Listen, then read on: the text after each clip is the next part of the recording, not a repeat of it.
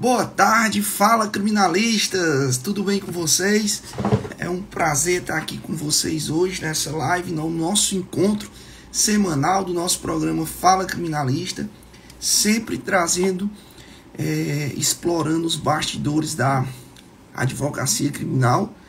E hoje a gente vai falar de um tema que é um tema de conhecimento do Brasil todo, né? Que é o caso da morte da vereadora do Rio de Janeiro, Marielle, juntamente com o seu motorista, né, o senhor Anderson. E o nosso objetivo na live de hoje é a gente abordar os aspectos jurídicos da investigação. Depois que foi levantado o sigilo da investigação, eu tive acesso ao relatório da Polícia Federal e, fazendo a leitura do relatório, eu vi vários pontos que a gente poderia abordar em uma live, né, no nosso encontro semanal, aspectos jurídicos dessa investigação que a gente pode estar trazendo aqui, que a gente pode estar explorando e que a gente pode estar buscando entender como de fato funciona uma investigação policial. Nesse caso específico, que me chamou a atenção foi o fato de ser uma investigação, só o relatório final foram 479 páginas, ou seja, uma investigação muito complexa, né, com várias intercorrências dentro da investigação, um grau de dificuldade muito elevado.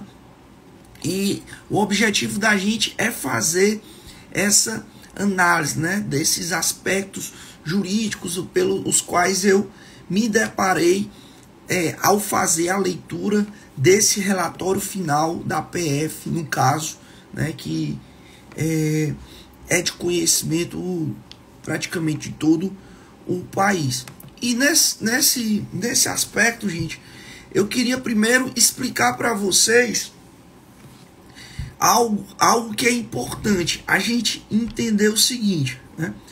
Que a gente tem, na verdade, uma primeira investigação que foi feita para identificar os autores, e aí a gente fala de autoria imediata. O que é autoria imediata? São os executores da prática de um crime. Então, quando vocês ouvirem essa terminologia da autoria imediata, fulano de tal, ele é o autor imediato de um crime. Essa autoria imediata, ela está relacionada à pessoa que executa, né, que pratica ali o verbo no sentido de executar. Isso é a autoria imediata. E se teve uma primeira investigação, e essa investigação presidida pela Polícia Civil, né, do estado do Rio de Janeiro, que foi o local onde ocorreu o crime. E a gente tem uma segunda investigação, que essa segunda investigação é a investigação presidida pela Polícia Federal. E aqui nessa segunda investigação, o foco dessa segunda investigação é a autoria mediata, né? A gente tem uma autoria imediata, que são os executores da prática do crime, e a gente tem uma autoria mediata, que é o que foi abordado nessa segunda investigação conduzida pela Polícia Federal. Nessa autoria mediata, você tem os mandantes do crime, né? As pessoas que estão por trás, que arquitetam, que planejam todo o crime, que, na verdade, a motivação está relacionada a essas pessoas, e eles são tratados como os autores mediatos. São os mandantes, né? As pessoas que arquitetam, que planejam e que têm a verdadeira motivação para se querer tirar a vida de uma determinada pessoa. Então, só para a gente entender que a nossa live de hoje, a gente vai abordar os aspectos técnicos da investigação no âmbito dessa segunda investigação, que é a identificação dos autores mediatos, que teriam sido os supostos mandantes, né, da prática criminosa desse homicídio que vitimou a vereadora do Rio de Janeiro, Marielle, Franco e também o seu motorista, e além disso uma tentativa de homicídio, um homicídio tentado em relação à sua assessora. Então a gente está falando de 3 homicídios, né?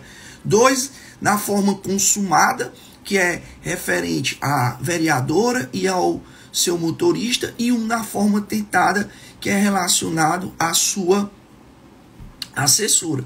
E aí o objeto da nossa live de hoje é a gente tecer comentários sobre os aspectos jurídicos dessa segunda investigação, que é a investigação que ela é conduzida pela Polícia Federal, que acaba identificando, né, os supostos autores imediatos, os mandantes da prática desse delito que está em apuração, que já foi apurado e que, na verdade, já foi até finalizado essa investigação, no que diz respeito a essa autoria imediata. Gente, o primeiro ponto que eu gostaria de tratar com vocês é por que a Polícia Federal procedeu essa investigação.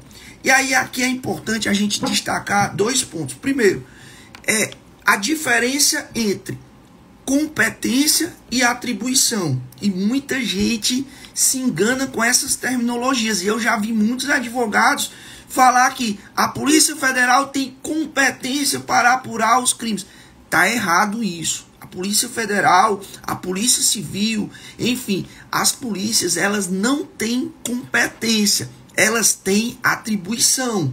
São 2 terminologias que o advogado ele precisa se atentar a isso, porque ele chega em uma audiência, ou ele faz uma petição e fala que a polícia tem competência para isso, ele já está incorrendo em um erro, né? E um erro que é uma coisa básica.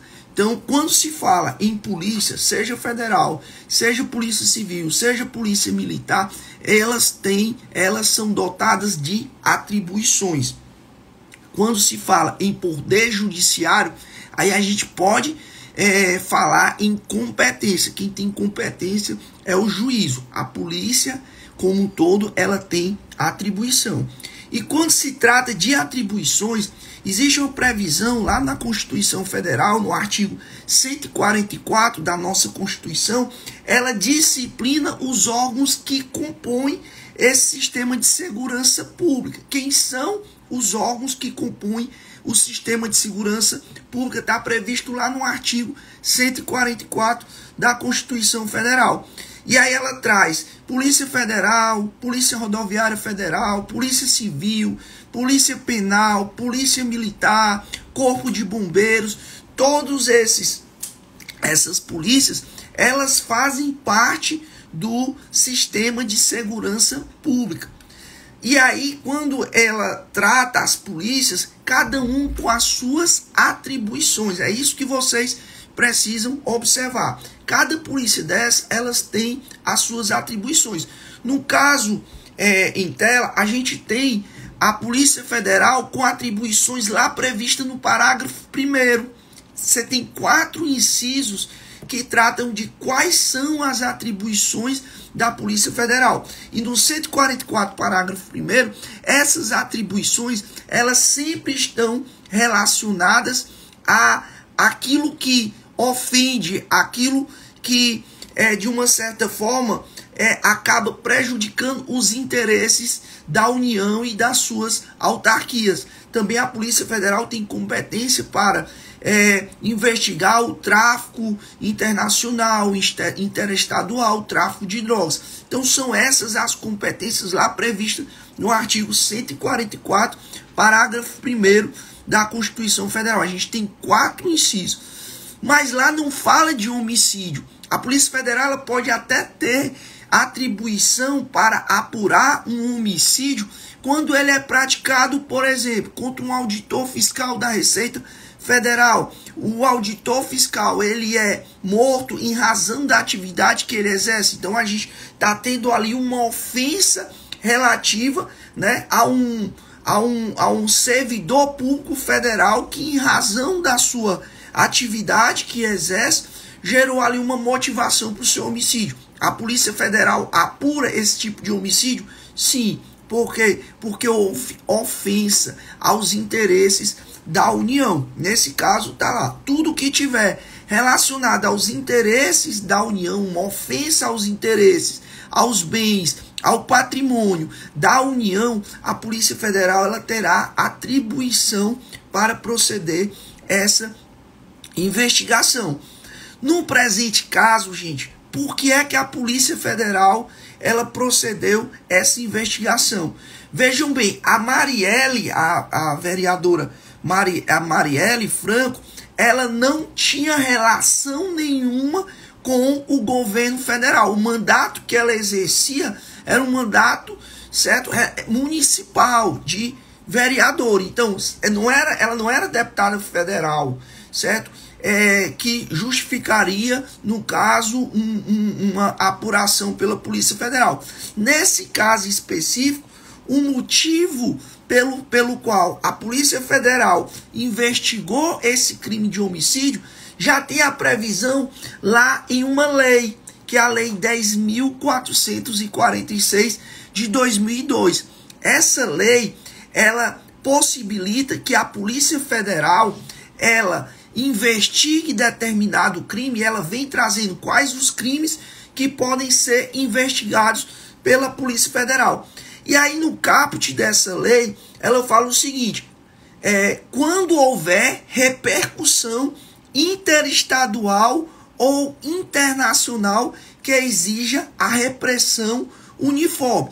Então, se houver uma repercussão interestadual ou internacional que exija a repressão uniforme, a Polícia Federal poderá fazer essa investigação.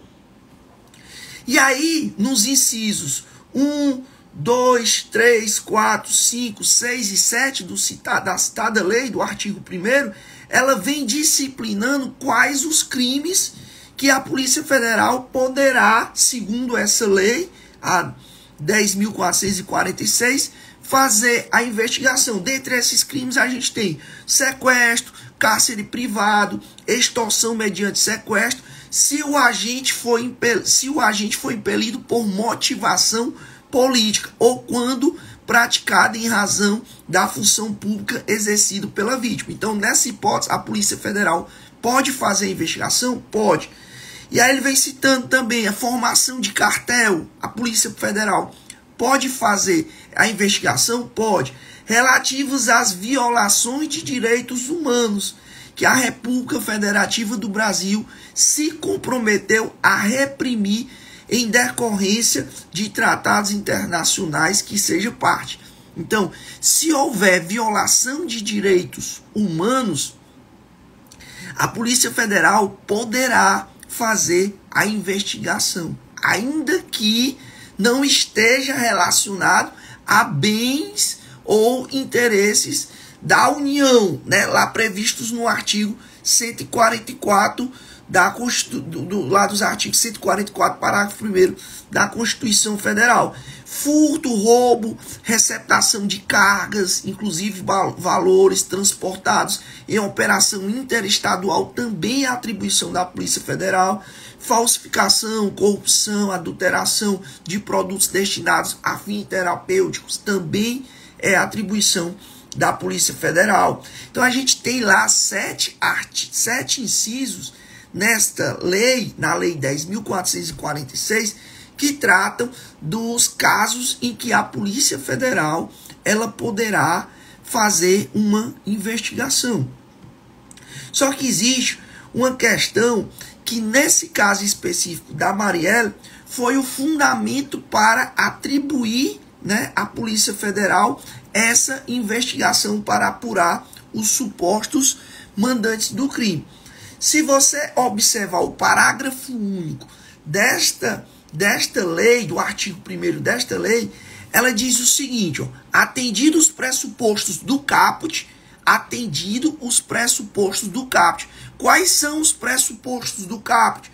Quando houver repercussão interestadual ou internacional que exija repressão uniforme. Então, se houver repercussão interestadual ou internacional, mas uma mais uma repressão uniforme, que exige uma repressão uniforme, são as condições para a Polícia Federal apurar. Aí ele coloca, atendidos os pressupostos do caput, o Departamento de Polícia Federal procederá à apuração de outros casos, desde que tal providência seja autorizada ou determinada pelo ministro de Estado da Justiça. Nesse caso específico, gente, eu queria que vocês prestassem muita atenção nisso, que se você fizer a leitura da Lei 10.446, dos incisos 1 a 7, que tratam dos crimes que podem ser, que vão ser apurados pela Polícia Federal, você vê que aqui não há inclusão de homicídio. Há inclusão de sequestro, de furto, de violações de direitos humanos, de crimes praticados no meio da rede mundial de computadores, que defundam conteúdo misógino, enfim, não fala de homicídio. Mas por que a Polícia Federal fez a investigação dessa segunda parte do caso Marielle, que identificou os supostos mandantes? Porque existe a previsão no caput, certo? Existe a previsão no caput, no parágrafo único, na verdade, que se houver repercussão internacional que exija repressão uniforme, o secretário de Estado, o ministro de Estado, no caso o ministro da Justiça, ele poderá determinar que a Polícia Federal proceda a essa investigação. No caso da Marielle, o que acontece? A gente está diante de um homicídio. Então, o ministro, à época, o ministro Flávio Dino, que era o ministro da Justiça e da Segurança Pública, ele baixou uma portaria determinando que a Polícia Federal fizesse a investigação desse caso, né? Então, ele fez essa portaria, ele autorizou, certo? Ah, Osés, mas é um homicídio. O homicídio não está elencado no rol lá do... Não está elencado no rol lá da 10.446. Mas nesse caso específico, o que fundamenta o fato da Polícia Federal investigar esse caso é o parágrafo único, certo? O parágrafo único é o fundamento para que a Polícia Federal, nesse caso da Marielle, fizesse essa investigação para se descobrir os supostos mandantes desse crime. Então, eu vou fazer a leitura novamente do parágrafo único para que vocês possam entender. Atendidos os pressupostos do caput. Então, o que é os pressupostos do caput? Repercussão, seja interestadual, seja internacional, que exija repressão uniforme. Esses são os pressupostos do caput. O Departamento da Polícia Federal procederá à apuração de outros casos, ou seja, que não são os crimes que estão descritos aqui na Lei 10.446. Pode qualquer outro crime ser apurado pela Polícia Federal? Pode sim, desde que haja uma repercussão interestadual ou internacional que exija repressão uniforme. O secretário, na verdade, o ministro de Estado, o ministro da Justiça, ele pode autorizar. E o fundamento para essa investigação da Marielle ter sido feita pela Polícia Federal foi uma portaria, no caso do ministro da Justiça, que determinou que a Polícia Federal fizesse esta apuração. E aqui, gente, é importante a gente entender que não estamos falando de federalização do caso, certo? Eu fiz um estudo sobre isso. Existe lá no STJ a possibilidade de se instaurar um incidente de deslocamento de competência. O que é esse incidente? É a possibilidade de você retirar a apuração e o processo de determinado juízo, certo? E deslocar para um outro juízo, em virtude de se observar, né, de se verificar algum desinteresse, dessídia, falta de condições pessoais ou materiais das instituições estaduais. Por exemplo, um crime está sendo apurado pela Polícia Civil e tramita em uma determinada comarca da Justiça Estadual. Nesse caso específico, se observar que está havendo um desinteresse, uma desídia, não se tem estrutura para investigar esse crime, pode haver um deslocamento para a Justiça Federal. E isso só ocorre a partir de um incidente de deslocamento, de competência que tramita no Superior Tribunal de Justiça. É interessante que no caso da Marielle, esse incidente foi apresentado em 2019. 2019 foi apresentado esse incidente de deslocamento de competência no Superior Tribunal de Justiça.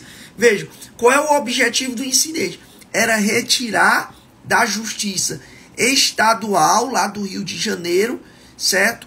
A apuração desse crime e levar para a Justiça Federal, com o argumento de que não havia ali estrutura para que aquele processo, para que aquela investigação e aquele processo tramitasse, certo? Não havia transparência, não havia um certo desinteresse, até porque estava se passando bastante tempo e ninguém chegava a uma conclusão de quem teriam sido os autores, né? Mediatos desse crime, os mandantes. Aí sempre se vinha aquele questionamento: quem matou Marielle, né? Quem mandou matar Marielle? Então era o que mais se questionava e o que mais se criticava. Então, em razão da polícia não ter, a polícia do estado do Rio de Janeiro não ter identificado quem teriam sido os mandantes daquele crime de homicídio, a Procuradora da República, a Procuradora-Geral da República, em 2019, apresentou esse incidente de deslocamento de competência no Superior Tribunal de Justiça para retirar da Justiça Estadual do Rio de Janeiro a competência para apurar, né, esse crime e levar para a Justiça Federal. Foi apresentado esse incidente, que a gente chama de federalização do caso. Em 2020, o Superior Tribunal de Justiça, ele julgou esse incidente de deslocamento de competência, só que ele negou, ou eles negaram, o STJ, ele negou o deslocamento de competência. Ele firmou, deixou bem claro, que a Justiça Estadual do Rio de Janeiro continuava competente para a análise do caso. E é interessante que a relatora lá desse incidente de deslocamento de competência, ela destaca o seguinte: não há sombra de descaso, desinteresse, desídia ou falta de condições pessoais ou materiais das instituições estaduais encarregadas de investigar, processar e punir os eventuais responsáveis pela grave violação a direitos humanos. Vejam, esse deslocamento de competência, ele não foi aceito em 2020 pelo Superior Tribunal de Justiça. Então, esse caso, ele não foi federalizado. O fato da Polícia Federal ter feito essa investigação não quer dizer que o caso foi federalizado. São duas situações distintas, são dois conceitos distintos, tá certo? A Polícia Federal, ela fez essa investigação por conta de uma portaria do ministro da Justiça que determinou a investigação da Polícia Federal de maneira complementar ao que a Polícia Civil estava fazendo. A Polícia Federal começou a investigação, iniciou a investigação, mas a Polícia Civil ainda assim continuou investigando. Não houve essa transferência, ou seja, sai da Polícia Civil e leva para a Polícia Federal, ou sai da Justiça Estadual e leva para a Justiça Federal. Isso seria o deslocamento de competência que foi negado pelo STJ. O fato da Polícia Federal ter feito essa investigação não se trata de deslocamento de competência, não se trata de federalização da investigação ou do caso em si. O motivo que fez com que a Polícia Federal fizesse essa investigação foi tão somente o fato do ministro da Justiça ter requerido, através de portaria, a investigação complementar. Não foi tirada da Polícia Civil a atribuição para investigar esse crime. A Polícia Federal, ela veio ajudar, ela veio somar, ela veio contribuir, colaborar. Mas ainda assim, a investigação ficou também com a Polícia Civil. Tá certo, gente?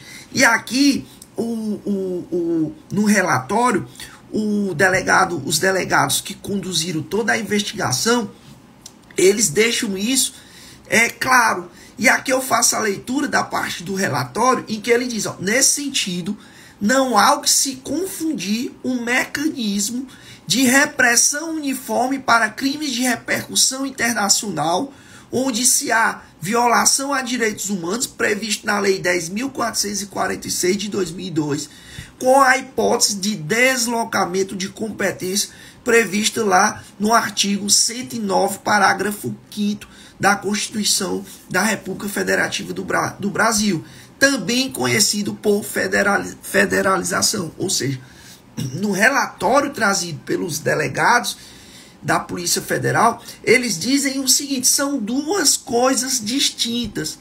O fato da Polícia Federal ter feito essa investigação não quer dizer que houve a federalização do caso, não quer dizer que houve o deslocamento da competência para se apurar esse crime, certo? O que houve, na verdade, foi tão somente um ato manifestado através de uma portaria do ministro da Justiça, o senhor Flávio Dino, ministro Flávio Dino, em que ele determinou que a Polícia Federal, em caráter complementar ao que a Polícia Civil estava apurando, também fizesse esta apuração. Aí ele utilizou lá da lei que eu acabei de citar, 10.446, para a Polícia Federal fazer essa investigação. Então, qual foi o fundamento, gente? Mais uma vez, um mecanismo de repressão uniforme para crimes de repercussão internacional. E foi bastante divulgado esse crime, né, do homicídio da vereadora Marielle aí pelo mundo afora. E muita gente se questionava o seguinte, não vão identificar os mandantes, né, da prática desse crime? Gente, outro ponto que eu queria analisar com vocês aqui é o controle externo da polícia. Seja o controle externo, seja também o controle interno, o controle da polícia. Quem teve a oportunidade de fazer a leitura do relatório, cara, 479 páginas. Ontem eu passei praticamente a noite toda lendo esse relatório. E é melhor do que você assistir um filme. Esse relatório da PF, 479 páginas, eu fiz ontem, eu passei a noite lendo esse relatório. É muito bacana, porque ele mostra a realidade das polícias do Rio de Janeiro, cara. E é algo que nos causa tristeza, né? A gente, depois que lê esse relatório, a gente fica indagando se o Rio de Janeiro ainda tem jeito. Existe como mudar isso, existe uma solução para isso, porque a gente vê que a corrupção é algo que já está impregnado nas instituições. E ele cita, gente, num caso, tanto nesse caso específico, o relatório, ele fala tanto de uma questão do controle externo do Ministério Público, que não havia esse controle externo, quando os crimes eram associados às milícias, principalmente crimes que tinham motivação, o jogo do bicho, lavagem de dinheiro, esses crimes relacionados ao jogo do bicho, e nem muito menos esse controle interno, que é o controle feito pela Corregedoria das polícias. Vejam bem, primeiro a gente tem que identificar, e muitas pessoas não sabem, que é feito um controle externo. Quem é que faz o controle externo das polícias? O Ministério Público. O Ministério Público, ele é o órgão responsável, incumbido, de fazer o controle externo da polícia. militar, da polícia civil, do corpo de bombeiro, ele é o responsável por esse controle externo. Em relação ao controle interno, quem é que faz esse controle interno? Em alguns estados, o responsável por fazer esse controle interno é o corregedor, é a corregedoria de polícias, né? É a corregedoria de polícia. Há outros estados que o responsável de fazer esse controle interno é a controladoria. Por exemplo, aqui no estado do Ceará, a gente tem uma controladoria que tem status de uma secretaria que ela é responsável por fazer esse controle interno das polícias. É uma responsabilidade da controladoria. Em alguns outros estados, e aqui eu cito o Rio de Janeiro, o responsável por esse controle interno seriam as corregedorias. E aqui, gente, é interessante porque nesse relatório, o delegado da polícia, os delegados que conduziram a investigação, eles fazem menção a um caso em que o Brasil ele foi condenado na Corte Interamericana de Direitos Humanos, né? Na Corte Interamericana de Direitos Humanos, que é um caso conhecido, caso Favela Nova Brasília versus Brasil. Isso foram uns crimes de homicídios que aconteceram em 1994. 1994, esses crimes de homicídio, onde se teve a intervenção policial, ocorreram em uma favela no Rio de Janeiro e várias pessoas foram mortas. Esse crime, ele passou anos e anos sendo apurado. Para vocês terem ideia, o crime ocorreu em meados de 1999 e a investigação ela foi concluída em 2009. Em 2009, a investigação foi concluída, ou seja, depois de 15 anos de apuração, a investigação foi concluída. Mas a conclusão da investigação não foi identificar os autores do crime. A investigação foi concluída porque foi arquivada. Foi arquivada essa investigação. Os delegados que conduziam a investigação não encontraram elementos de autoria suficientes, solicitaram o arquivamento, mandaram para o Ministério Público. O Ministério Público apresentou parecer pelo arquivamento e o juiz, o magistrado, arquivou os autos. E aí, nesse caso específico, que veio à tona lá no julgamento lá na Corte Interamericana de Direitos Humanos, o Brasil ele foi condenado. E no relatório da Polícia Federal do caso Marielle, ele utiliza essa condenação do Brasil na Corte Interamericana de Direitos Humanos para mostrar que aquela situação que aconteceu em 1994 no âmbito da investigação da Polícia do Rio de Janeiro, até hoje continuava.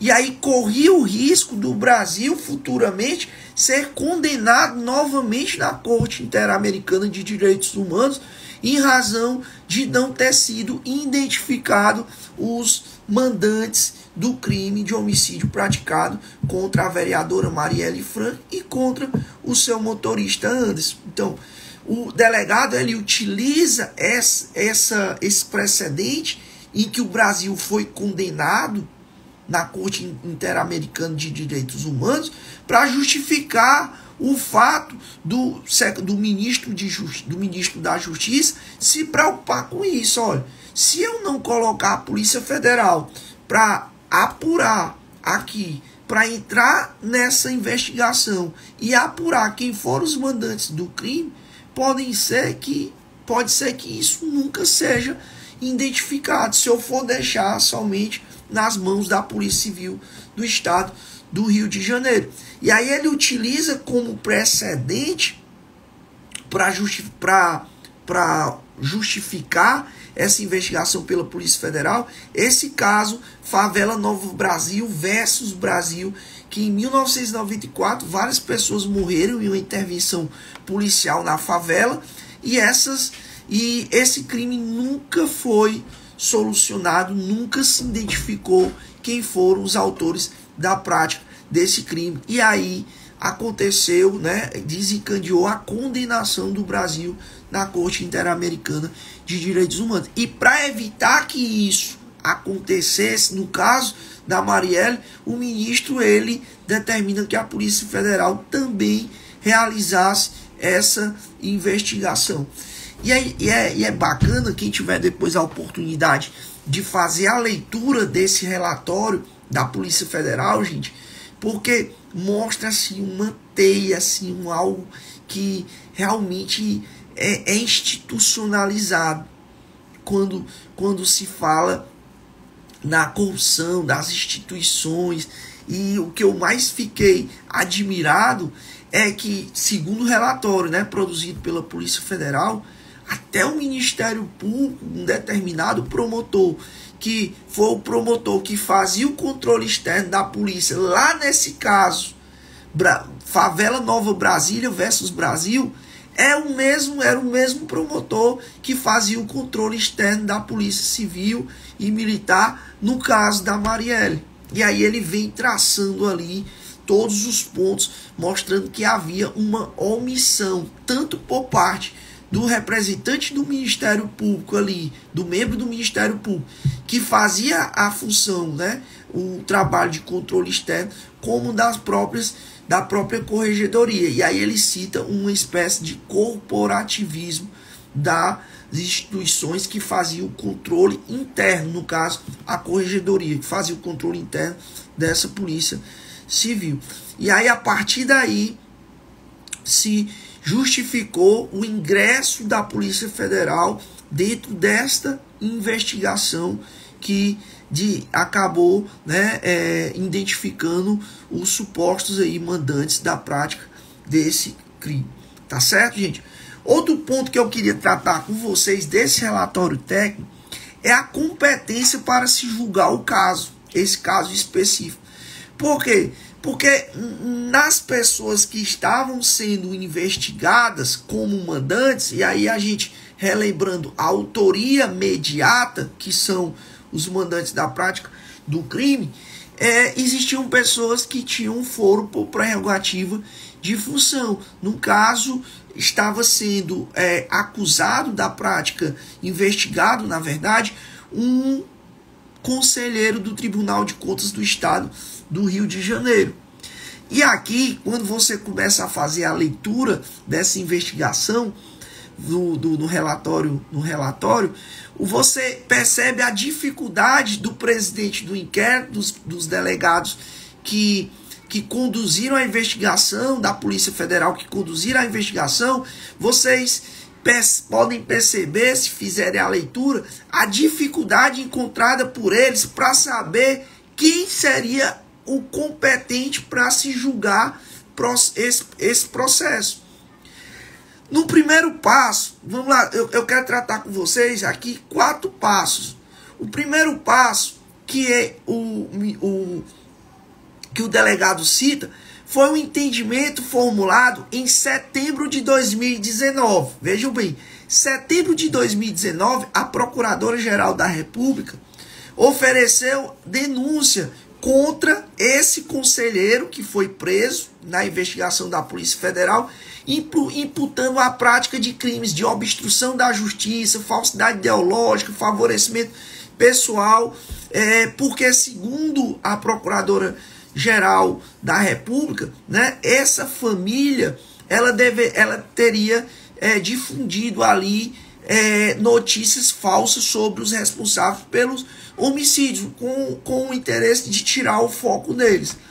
Nesse caso, dessa denúncia formulada pela Procuradora-Geral da República, na época, em 2019, o entendimento manifestado pelo Superior Tribunal de Justiça, na ação penal 857 do Distrito Federal, que investigava esse caso de obstrução da justiça pelos autores, né, pelos investigados, né, da família Brazão, o resultado foi a declinação de competência para a justiça de primeiro grau.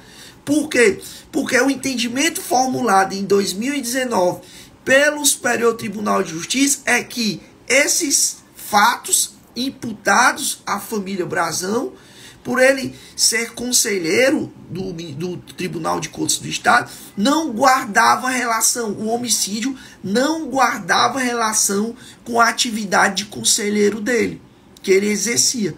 E a partir daí, eles determinaram a declinação de competência para a justiça de primeiro grau. Por quê? Porque o entendimento à época de 2019, manifestado pelo Superior Tribunal de Justiça, é de que, em razão do homicídio, dos fatos, do caso dos crimes de obstrução da justiça, da falsidade ideológica, do favorecimento pessoal, não guardar relação com a atividade que ele exercia de conselheiro do Tribunal de Contas do Estado, a competência não seria do Superior Tribunal de Justiça, e sim da Justiça de primeiro grau. E aí ele determinou a declinação de competência para a Justiça de primeiro grau. E aí a gente vem para um segundo passo. Qual é o segundo passo? Um segundo entendimento. A coisa mudou. Por quê?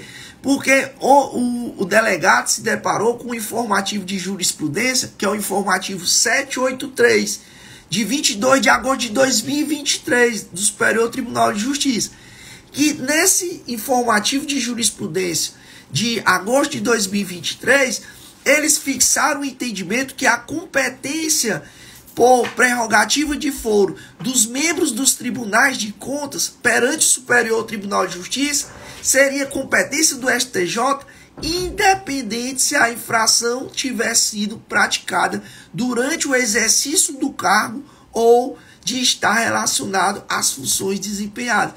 Vejo que em 2019, o entendimento formulado pelo STJ é de que o STJ só seria competente para apurar fatos relacionados a um conselheiro do Tribunal de Contas de um Estado, se aquele fato guardasse relação com a atividade que ele exercia. Esse é o entendimento de 2019.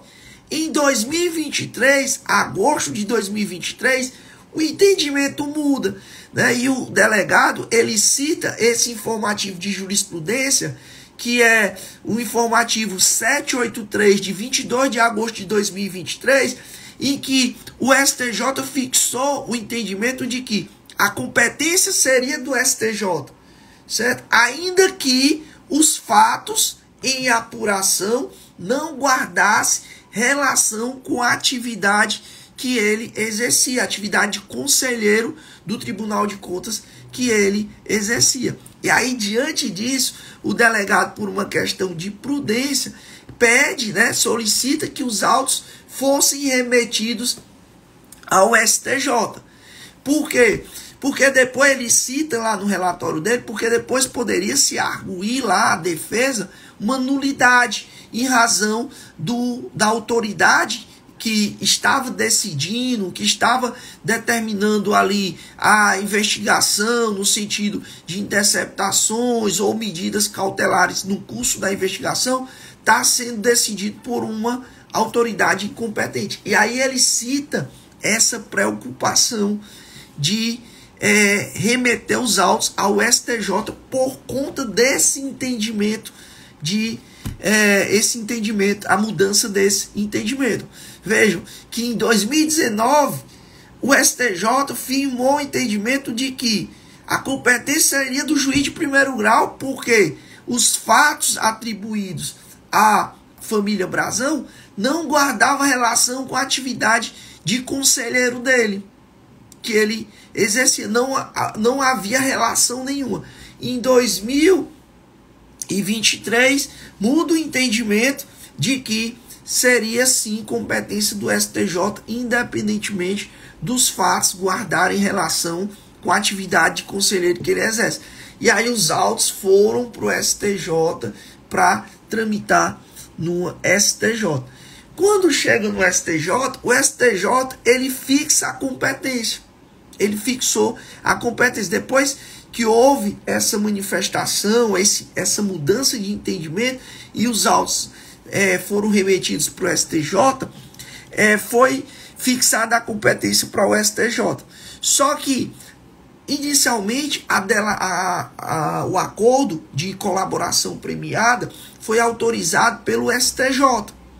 Só que quando o autor o executor, no caso, Rony Less, que ele aceita a colaboração premiada, os termos lá da colaboração premiada, ele cita a pessoa de um deputado federal que era irmão do conselheiro. E aí os autos são remetidos para o STF, porque foi fixado a competência do STF em razão de se tratar de um deputado federal, né, cujos processos e tudo tem que tramitar lá no STF. E aí os autos saem do STJ e são remetidos ao STF, e a distribuição é feita para o ministro Alexandre de Moraes, que determina todas as medidas de prisão, as medidas, inclusive, diversas também da prisão, cautelares, tem gente monitorada eletronicamente, sequestro de bens, enfim.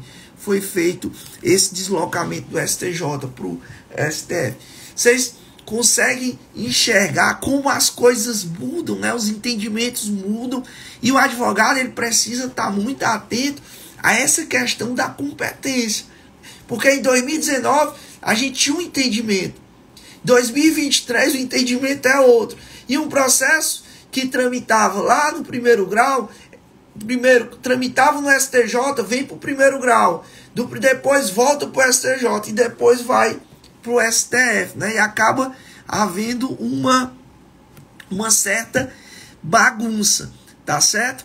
Mas aí é importante que a gente, advogado, a gente esteja atento a essa questão, gente, da competência, E aqui, nessa questão da competência, eu gostaria de explicar para vocês, trazer um ponto que eu me deparo constantemente em algumas investigações, que é a teoria do juízo aparente. O que é essa teoria do juízo aparente? Há situações em que, naquele momento, o juízo, ele entende que ele é competente para apurar, para determinar a apuração daqueles fatos. Por quê? Porque naquele momento ali que ele está autorizando uma investigação, que ele está deferindo medidas cautelares, ele entende que ele é competente. Posteriormente,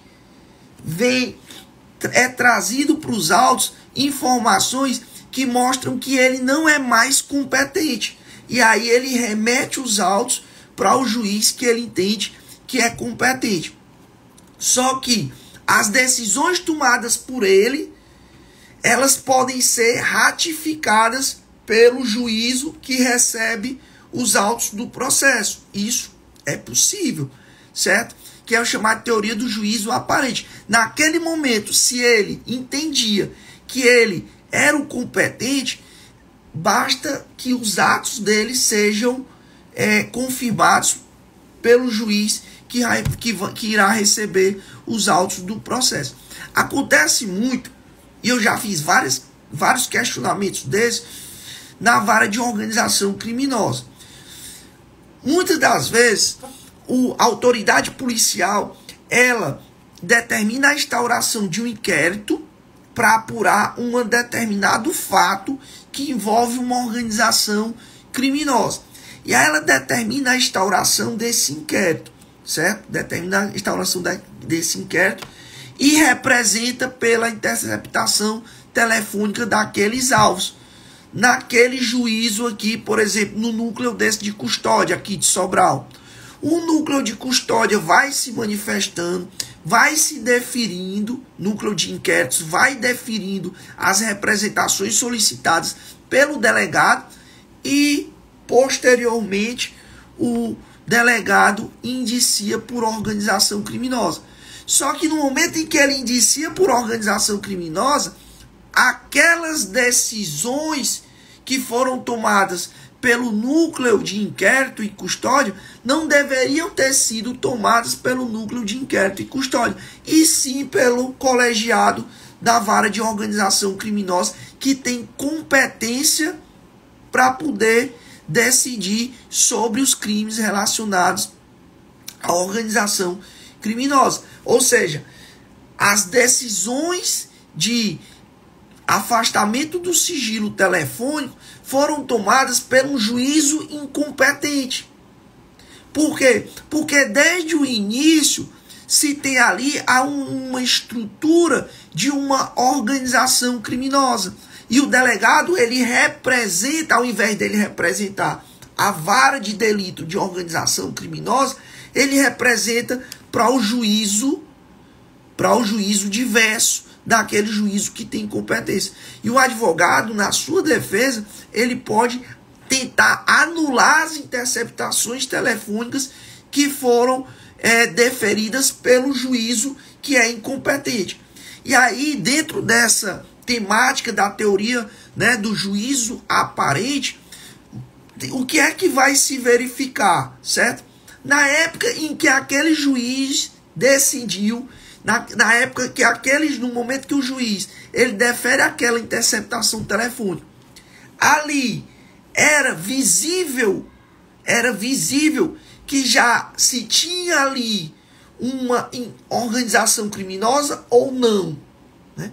Já era visível ali, naquele momento que o juiz, que não é da vara de delito de organização criminosa, ele defere aquela medida de cautelar, de afastamento do sigilo telefônico. Naquele momento ali, já era visível que se tratava de uma organização criminosa ou não? Se era visível que se tratava de uma organização criminosa, ele já teria que declinar a competência para a vara de delito de organização criminosa e não ter deferido as medidas cautelares solicitadas pelo delegado.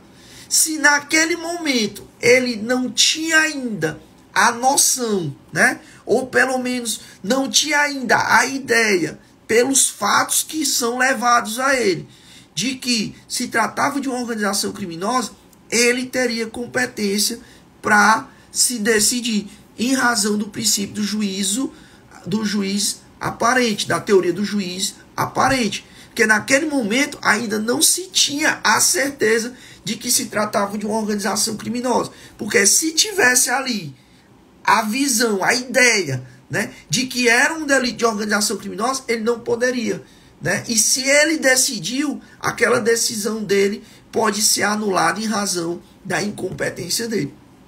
E aí é interessante que nesse cenário, gente, quando eu participo de uma audiência que está sendo imputado o crime de organização criminosa, eu sempre tenho cuidado quando o delegado é ouvido como testemunha, eu sempre faço ali uma análise da portaria do inquérito.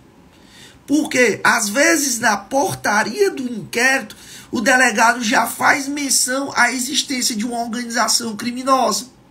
Ele determina a instauração de um inquérito para se apurar uma determinada organização criminosa. Só que ele faz o seguinte: ao invés dele requerer as medidas cautelares no colegiado que tem competência para apurar os crimes de organização criminosa, ele faz nos núcleos de inquérito e custódia. E aí, nesse caso, você pode utilizar como tese defensiva a nulidade daquelas medidas cautelares em razão do delegado não ter representado no juízo competente. Aí é importante que você faça essa avaliação se naquele momento que o delegado representa pelas medidas cautelares, se ele está representando no juízo competente. Porque se ele não estiver representando no juízo competente, você pode anular todas essas decisões que deferiram as medidas cautelares requeridas pelo delegado. Só que dentro desse cenário vai se analisar o quê? A teoria do juízo aparente, né? O juiz, naquele momento, havia ali elementos que mostrassem que se tratava de uma organização. Se havia elementos que se tratavam de uma organização, ele não poderia ter deferido aquelas medidas, ele não poderia ter decidido. Se não havia ali, né, elementos que mostravam que se tratava de uma organização, aí sim justificaria o fato dele decidir. Nem que posteriormente se identifique uma organização criminosa. Mas o que importa é o momento em que ele está decidindo. Se posteriormente vai existir uma organização criminosa, né, que justifica a competência da vara de delito de organização criminosa, o que vai ser analisado é no momento em que ele toma a decisão, né? É naquele momento que se toma a decisão. Tá certo, gente? E aí, por fim, eu vou trabalhar com vocês agora as dificuldades investigativas encontradas pela Polícia Federal, né? E aí ele vem traçando quais são essas dificuldades. Para vocês terem ideia, o fato foi em 14 de março de 2018. 14 de março de 2018. O inquérito instaurado pela Polícia Federal foi em 21 de julho de 2023. Ano passado, a Polícia Federal instaurou esse inquérito. O fato de 2018. No ano passado, a Polícia Federal instaurou esse inquérito. E 21 de julho, na verdade, 21 de março, em menos de um ano, eles identificaram os autores imediatos da prática criminosa. Ou seja, de 2018 a 2023, a Polícia Civil, que estava à frente dessa investigação, a Polícia Civil do Rio de Janeiro, não conseguiu identificar os autores imediatos, no caso, os mandantes do crime. A Polícia Federal, em menos de um ano, conseguiu a identificação dos supostos mandantes. E aí eles começam a utilizar, no contexto ali, na narrativa trazida no relatório técnico, algumas expressões que eu achei muito bacana, que eles utilizam no relatório técnico. Por exemplo, hora de ouro, né? Ele utiliza muito essa expressão hora de ouro, que foram, na verdade, situações, dificuldades encontradas pela Polícia Federal, porque passou muito tempo. E aí as evidências da prática daquele crime, elas foram perdendo, elas foram sendo perdidas, na verdade. E aí a Polícia Federal teve uma dificuldade muito grande de colher, né, de encontrar essas evidências. E aí eles utilizam a expressão hora de ouro. O que é a hora de ouro? Né? É o momento com maior probabilidade de obtenção das informações importantes numa investigação. E aí eles citam que são as primeiras horas pós a prática do crime. Nessas primeiras horas, que eles chamam de hora de ouro, é o momento mais importante de uma investigação. Essa hora de ouro é o momento mais importante de uma investigação. Por quê? Porque se não for colhida as evidências naquele momento, após a investigação, logo após, essas evidências, elas correm o risco de não serem encontradas mais. Elas correm o risco de não serem localizadas, esses vestígios. E aí eu cito, gente, um caso específico em que eu atuei no âmbito da investigação, em que meu cliente foi acusado de um crime de homicídio, investigado por um crime de homicídio, e foi preso em flagrante. E aí eu tive o cuidado de um momento em que eu fiz, né, em que eu atuei num procedimento, eu perguntei a ele, você efetuou algum disparo? Você realmente... Ele disse, não efetuei o disparo, não tenho nada a ver com esse crime de homicídio e tal. Beleza, o que foi que eu fiz? Na mesma hora protocolei uma solicitação ao delegado requerendo um exame residuográfico, né, nas mãos do meu cliente, para saber se realmente ele tinha efetuado, se ele tinha tido contato com o pólvora. E o interessante nesse caso é que o delegado, ele demorou a solicitar a perícia, né, a PEFOS, a realização desse exame pericial. Quando ele solicita, dias depois, o perito responsável, ele informa que não é mais possível a coleta desse vestígio. Vamos lá, em razão do tempo.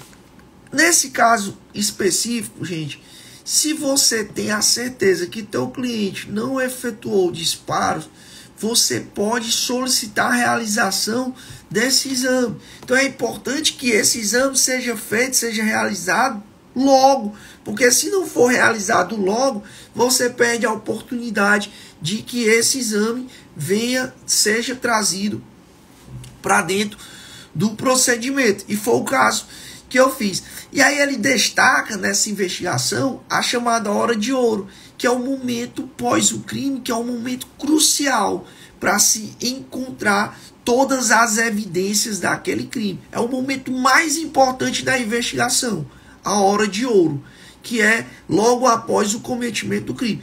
E aí o que é importante? A autoridade, está lá no artigo 6º do Código de Processo Penal, ele disciplina, lá no artigo 6º do Código de Processo Penal, disciplina que a autoridade policial se deslocará até o local do crime, né? Preservará o local do crime, solicitará a perícia, apreenderá todos os objetos que guardam relação com o crime, preservando o local e apresentando para que a perícia ela seja realizada. Aqui perguntando que a hora de ouro tem uma base de quantas horas após o crime. Não, ele não fala quantas horas após o crime. Ele fala que é o momento posterior à prática do crime, né? E aí, esse momento posterior à prática do crime, por exemplo, você tem uma espécie, você tem ali uma filmagem, né? Você tem uma câmera de monitoramento em que você é capaz de identificar se aquele sujeito passou ou não ali pelo local do crime. Se você não fizer a solicitação no tempo hábil, aquelas imagens podem ser perdidas. E nesse caso da investigação da Marielle, a Polícia Federal identificou vários erros que foram ocorrendo na investigação, e aí eles citam que isso teria sido até proposital, e que no momento em que eles fazem ali a análise do percurso que os executores tinham realizado no momento do crime. E aí algumas câmeras de vigilância que eles deveriam ter colhido essas imagens, eles não fizeram. E aí eles citam, no caso, tem até um delegado que foi preso nessa operação, que eles citam que isso já foi feito de maneira arquitetada, né, para justamente dificultar ali a identificação dos verdadeiros autores daquele crime. Então, essa hora de ouro é o momento mais importante de uma investigação, porque se não for feito a investigação tão logo ocorreu a prática do crime, você corre o risco de perder as evidências da prática daquele crime, os vestígios, algo que vai ser de suma importância para se identificar os autores do crime. Outra expressão que eles utilizam, gente, e que talvez muitos advogados nunca tenham ouvido falar, o cold case. O que é o cold case? É exatamente o caso frio. É a situação, é um caso frio. O que é o caso frio? Aí eles dizem, também pode ser usado para definir os procedimentos investigatórios que se protraem no tempo e não possuem elementos ou informações suficientes para embasar impulsos negativos racionais, considerando-se a hipótese elaborada e a inviabilidade fática de confrontação dos dados ou fechamento de lacunas. Eu atuei em um procedimento de lavagem de capitais em que o inquérito ele tramita há exatamente quase 10 anos. O inquérito tramita. Ou seja, o meu cliente tem um inquérito tramitando há quase 10 anos. Na verdade, tramitava porque eu solicitei o arquivamento e o Ministério Público opinou favoravelmente, o juiz determinou o arquivamento, e que esse processo ia e voltava, ia e voltava, ia e voltava. Delegacia, Ministério Público, voltava. Delegacia, Ministério Público, voltava. Delegacia, Ministério Público, voltava. Então, chega um momento em que esse caso ele esfria de um jeito que eles chamam de cold case, que não é mais possível se identificar informações que sejam suficientes para embasar uma conclusão de que de uma conclusão da autoria da prática daquele crime. Então, o que é, quando se falar em cold case, é exatamente isso. São casos que já esfriaram. São casos em que demoraram tanto a investigação, que essa investigação, ela praticamente perdeu o sentido. E é o que a gente observa no dia a dia em vários procedimentos de investigação. O inquérito, ele passa anos tramitando. A probabilidade de se ter um sucesso naquela investigação é mínima, porque aquele inquérito que está há anos tramitando, ele já não é capaz de identificar os elementos ali de autoria e de materialidade em relação ao cometimento daquele crime. Então perde o sentido. Muitas vezes aquela testemunha que deveria ter sido ouvido naquele momento oportuno vai embora e ninguém localiza, ou morre e ninguém conseguiu a oitiva dela. Aquela situação específica que poderia ter sido colhido ali evidências daquele momento, acaba não sendo colhido e não é mais possível a colheita daquele vestígio. E aí ele cita aqui como exemplo um caso da Marielle, nesse caso da Marielle, o fato do executor ter dito que fez em um local abandonado, no caso um motel abandonado, ele foi fazer o teste da arma que ele utilizou para cometimento do crime. Então ele disse que fez esse teste lá nesse motel abandonado para testar a arma do crime que seria utilizado. A Polícia Federal, depois de anos, foi ao local do crime, do local onde ele testou a arma, para tentar encontrar cápsulas, né, cápsulas utilizadas no momento do teste, mas não encontrou. Por quê? Porque o proprietário daquele motel, ele tinha mandado fazer uma limpeza no local, uma limpeza mesmo de rotina. Então tinha uma máquina que se tinha utilizado para poder fazer a limpeza do matagal naquele local. Acabou que eles não conseguindo apreender ali cápsulas que poderiam mostrar que de fato foi aquela arma encontrada, utilizada no cometimento do crime. E aí eles utilizam essa expressão de cold case, né, que é o caso frio. O caso demora tanto a ser investigado que não faz mais sentido, que não encontra mais informações, as lacunas, elas acabam acontecendo. Por quê? Porque se não for investigado naquele momento, perde a chance de ser concretizado ali uma investigação para identificação dos autores da prática daquele crime. E aí, gente, outro ponto que eu achei muito importante, que eles fazem referência, né, a isso, o fato deles citam duas leis, que é a 12.965 de 2014, que é o Marco Civil da Internet. Lá no artigo 13, gente, define que o administrador de sistema deve manter os registros de conexão pelo prazo de 1 ano. Lá está no Marco Civil da Internet.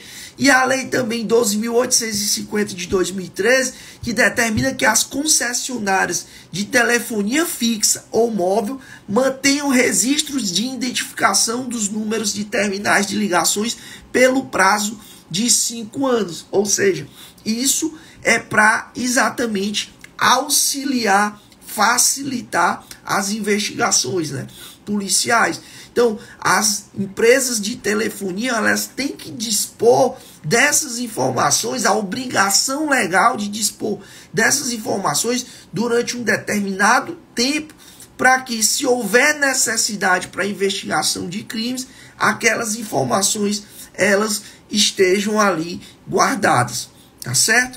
E aí ele cita esses dispositivos legais para mostrar que cada vez mais o legislador, né, as autoridades, elas têm tido cuidado de determinadas informações elas serem guardadas, né, serem alimentadas em um banco de dados para que quando houver a necessidade de confrontar essas informações, elas estejam lá guardadas e as autoridades possam se utilizar dessas informações. Então, nesse caso específico, que é a Lei 12.850, que trata sobre a lei de crimes de organização criminosa, né, de delito de organização criminosa, as leis de organização criminosa, na verdade, elas determinam que as concessionárias, elas tenham esses registros guardados durante um prazo de 5 anos, exatamente para facilitar as investigações contra essas organizações criminosas. Tá certo, gente? Isso é mais ou menos, na verdade, uma análise geral, né, desse caso específico, que eu confesso a vocês que eu estudei bastante sobre isso, passei praticamente o final de semana estudando sobre isso. É uma situação que não é muito comum a gente